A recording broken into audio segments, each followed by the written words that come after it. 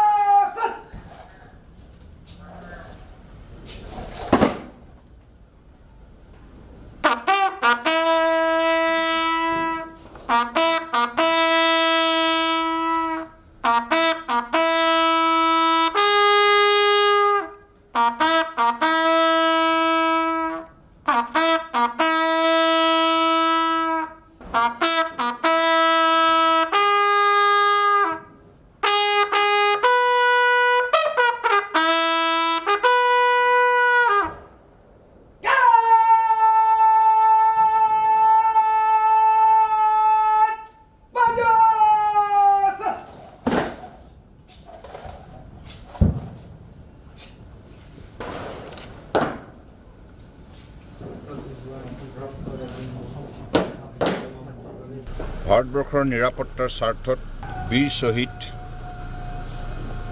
হৰধন চন্দ্ৰ ৰয় আত্মবলিদান দিলে। তেখেতৰ আজি যিখিনি কষ্ট আৰু ত্যাগ দেশবাসীয়ে শ্ৰদ্ধাৰে স্মৰণ কৰিছে আৰু তেখেত সদায় আমাৰ মাজত অমৰ হৈ ৰ'ব।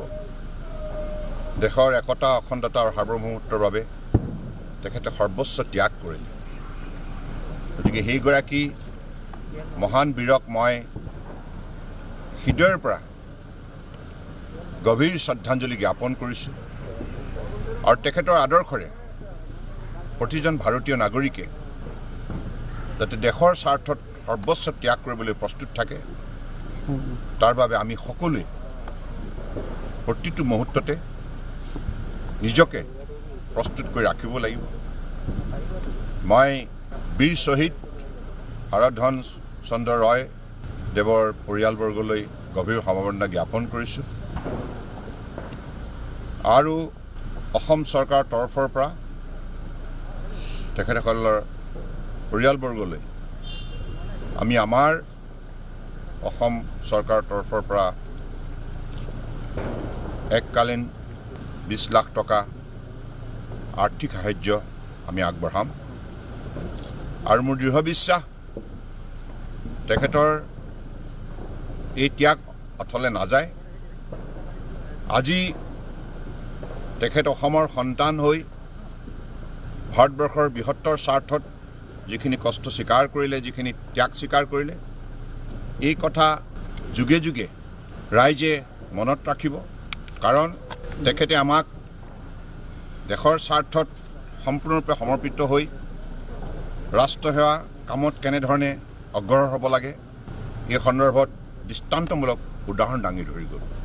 মই পুনৰ তেখেতৰ বিদেহী আত্মাৰ চিৰশান্তি কামনা কৰি ঈশ্বৰৰ ওচৰত প্ৰাৰ্থনা জনাইছোঁ।